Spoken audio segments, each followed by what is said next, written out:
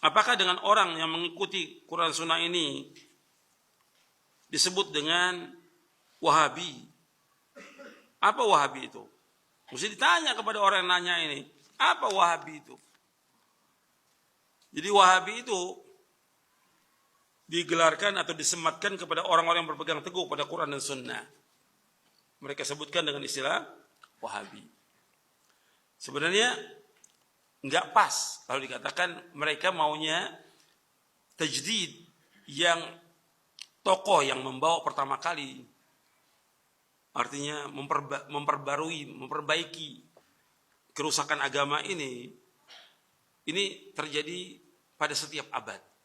Mesti setiap abad kata Nabi SAW ada orang yang memperbaiki agamanya. Bukan menjawab yang baru, bukan memperbaiki agamanya. Di zaman abad pertama ada Umar bin Abdul Aziz. Di abad kedua banyak, ada Imam Syafi'i, ada Imam Ahmad, ada yang lainnya, ada Bukhari dan segala macam. Di abad ketiga ada lagi yang lain. Abad keempat ada, abad kelima, keenam Syekhul Islam Taimiyah. Abad kedua ada, abad ke-12 yaitu Muhammad bin Abdul Wahhab. Itu tajdid. Pokoknya setiap 100 tahun itu ada orang-orang yang memperbaiki agama setiap 100 tahun. Itu sesuai dengan hadis Nabi SAW.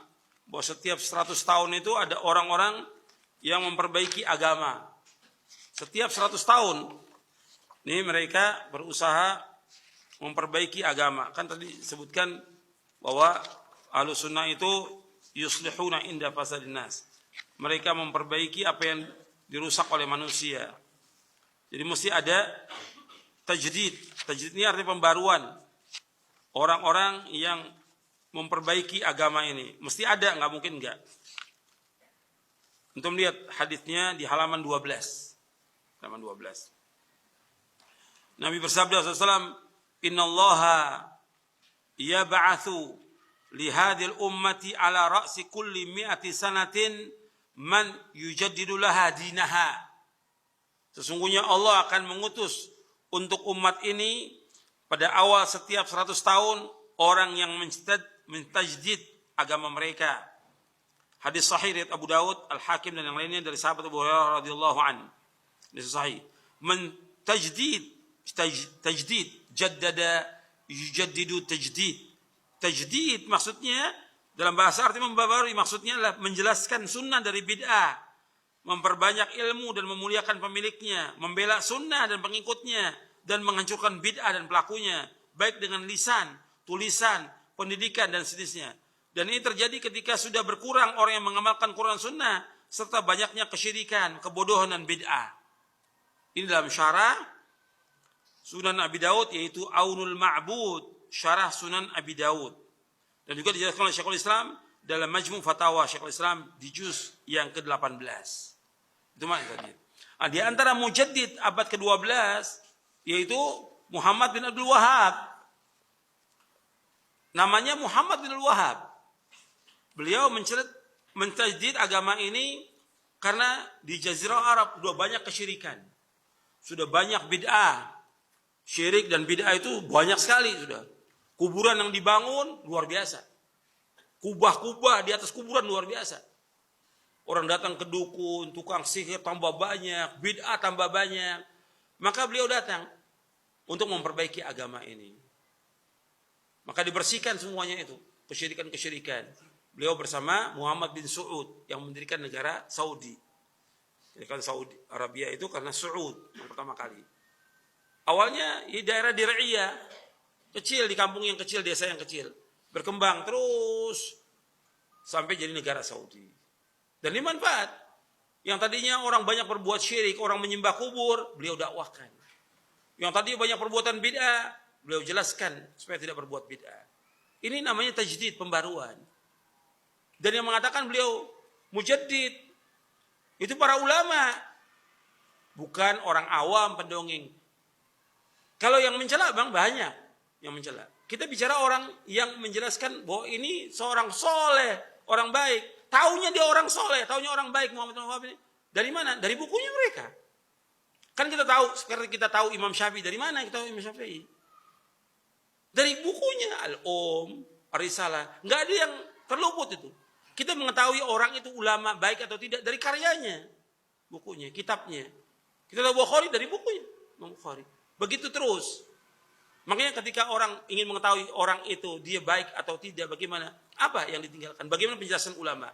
Nah, para ulama bukan ratusan lagi, ribuan ulama dari zamannya beliau sudah dipuji oleh yang sezaman dengan dia, di antaranya Imam Al-Amir As-San'ani dari Yaman. Kemudian Asy-Syaukani memuji Muhammad Wahab. Kemudian setelah itu Rashid Ridha memuji dalam majalah Al-Manar. Semua ulama ini sampai ahli hadis pada zaman ini Syekh Al-Albani rahimahullah dalam tulisan-tulisannya memuji Syekh Muhammad Wahab. Begitu juga Syekh Muhammad Al-Ansari dan banyak lagi ribuan ulama seluruh dunia memuji. Artinya ini dari kitab-kitab yang kita ketahui bahwa dia adalah orang saleh, orang baik. Tapi karena mengembalikan orang kepada Quran, Sunnah, menghilangkan kepercayaan kepada kesyirikan, kubur-kubur yang disembah oleh manusia, kemudian juga bid'ah-bid'ah yang dilakukan oleh manusia supaya mengikuti Sunnah, nggak senang. Yang pertama kali nggak senang, iblis nggak senang. Yang kedua orang-orang kafir nggak senang. Yang ketiga kuburiyun, para penyembah kubur nggak senang. Yang keempat ahlul ahwa, ahlul bidah nggak senang. Nah sekarang bagaimana supaya menjauhkan orang, sebagaimana kata Ibnu Qayyim, menjauhkan orang dari pemahaman yang benar ini? Apa yang pasti disematkan? Wahabi. Wahabi sematkan nggak pas. Karena namanya Muhammad bin Abdul Wahab, mestinya Muhammadi. Kalau nisbahnya mesti Muhammadi, bukan Wahabi. Tapi karena ada kelompok yang sesat pada abad kedua Hijriah. Ada kelompok sesat namanya Abdul Wahab bin Abdurrahman bin Rustum. Abad kedua Hijriah. Ini kelompok Khawarij yang mengkafirkan penguasa, mengkafirkan kaum muslimin. Dan dia punya daulah. Di mana tempatnya dia? Di Maroko dan Aljazair. Ini Abdul Wahab bin Abdurrahman bin Rustum. Para ulama sudah mentahdir orang ini. Dengan apa? Istilah Wahabi. Abad kedua. Syekh Muhammad bin Abdul Wahab abad keberapa? Abad 12. Beda 10 abad. Nah ini pasti disematkan ini. Untuk menjauhkan manusia. Disebutkan Wahabi. Muslim Muhammadi. Nggak pas dengan katakan Wahabi. Jadi Wahabi itu pas untuk yang tadi betul. Yaitu Abdul Wahab bin Abdurrahman bin Rustum. Ibadi. Ibadi itu satu firqah sekte dari Khawarij. Ibadiyah. Abad kedua. Disesatkan oleh para ulama. Nah sekarang dipakailah untuk menjauhkan manusia dari agama yang hak ini. Diistilahkan dengan Wahabi. Kalau mau, ini sudah disematkan. Dari mulai Syekh Muhammad bin Abdul Wahab mendakwakan dakwah tauhid, dakwah sunnah. Ini sudah disematkan oleh apa? Oleh para penjajah. Penjajah Inggris, Perancis, dan yang lainnya menyematkan ini. Ini hati-hati Wahabi. Ditulis buku-buku. Di antara menolak dakwah ini, ya saudaranya. Syekh Sulaiman bin Abdul Wahab. Ini musuh benar dengan. Dan wajar. Dalam dakwah itu ada yang memusuhi. Dari keluarga wajar. Nabi Muhammad SAW dimusuhi oleh siapa? Pamannya siapa? Yang pertama. Yang Allah abadikan dalam Al-Quran. Masuk neraka siapa? Abu Lahab. Terus. Nabi dakwah terus Abu Lahab mengiringi. Dengan istrinya. Jangan ikuti dakwah ini. Nah sekarang kalau Syekh Muhammad ada saudaranya. Sulaiman. Itu memusuhi. Sampai menulis buku. Tentang sesatnya. Nggak ada masalah dalam dakwah. Nggak bisa jadikan panutan. Orang sesat orang ini. Sulaiman ini menyimpang dari pemahaman yang hak ini. Nggak bisa dijadikan dalil. Atau ulama-ulama yang lain yang sesat juga, tokoh-tokoh al-bidah yang mengatakan Syekh Muhammad ini bukan mujaddid, sesat. Ya nggak usah diambil. Orang sesat kok.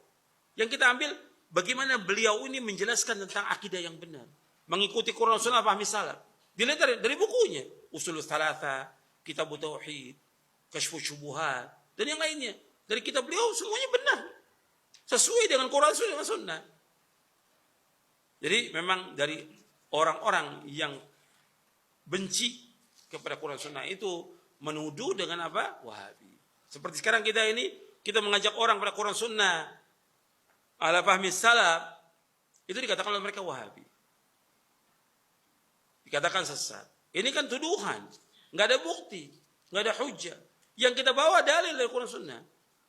Karena mereka nggak punya hujah. Kalau kita lihat, kita berusaha mengembalikan orang kepada kebenaran. Sampai